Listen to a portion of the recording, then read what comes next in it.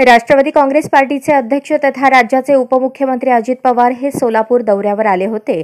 यावेळी त्यांच्या हस्ते शहर जिल्हा राष्ट्रवादी काँग्रेसच्या कार्यालयाचे उद्घाटन करण्यात आले। तसेच रामवाडी परिसरात विविध विकास कामांचे उद्घाटन याप्रसंगी करण्यात आले। त्यावेळी अजित पवारांनी शहराच्या विकासासाठी आणि उजनी दुहेरी जलवाहिनीच्या कामासाठी आवश्यक तो निधी मंजूर केला जाईल असे आश्वासन भर सभेत दिले होते। दरम्यान त्याच अनुषंगाने अजित पवारांनी आपल्या आश्वासनाची पूर्तता करत शहराच्या दुहेरी जलवाहिनी तसेच विविध विकास कामांसाठी कोट्यवधी रुपयांचा निधी मंजूर केला असून याबाबतची माहिती माजी नगरसेवक तथा राष्ट्रवादीचे प्रदेश उपाध्यक्ष किसन जाधव यांनी दिली।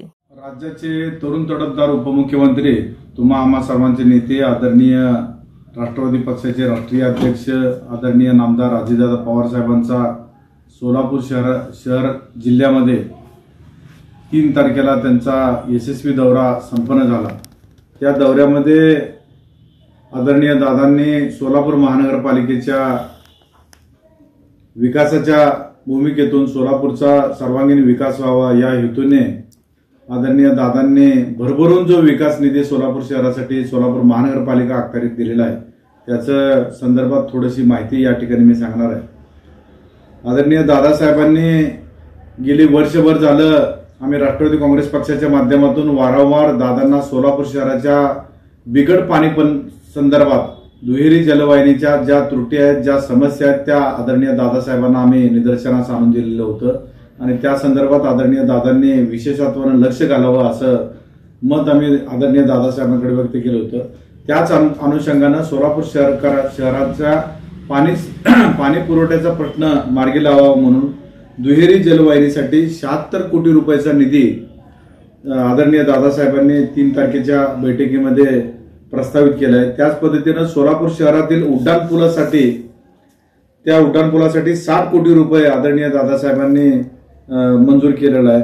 त्याच पद्धतीने सोलापूर महानगरपालिकेचं जे हुतात्मा स्मृती मंदिर आहे त्या हुतात्मा स्मृती मंदिराच्या विकासासाठी 3.36 कोटी रुपयाचं निधीची तरतूद आदरणीय दादासाहेबांनी केलेली आहे। त्याच पद्धतीने सोलापूर महानगरपालिकेमध्ये जो उजनीचा जो पाणी प्रकल्प आहे त्याला दुबार व तिबार पंपिंग म्हणजे उन्हाळ्याच्या दिवसामध्ये दुबार आणि तिबार पद्धतीचं पंपिंग करावं लागतं त्याच्यासाठी देखील 3.56 कोटी रुपयाची तरतूद आदरणीय दादासाहेबांनी केलेली आहे।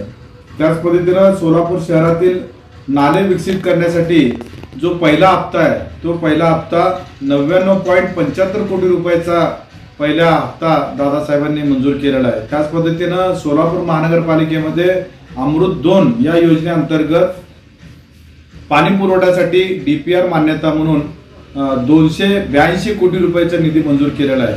सोलापूरच्या विकासाकरिता राष्ट्रवादी काँग्रेस पक्ष हा बांधील आहे आणि त्याच्याच माध्यमातून आम्ही आदरणीय दादासाहेबांना सोलापूर शहराच्या विविध प्रश्नाच्या विकासासंदर्भात आम्ही वारंवार पत्राद्वारे असेल आणि समक्ष भेटून आम्ही विनंती करत होतो।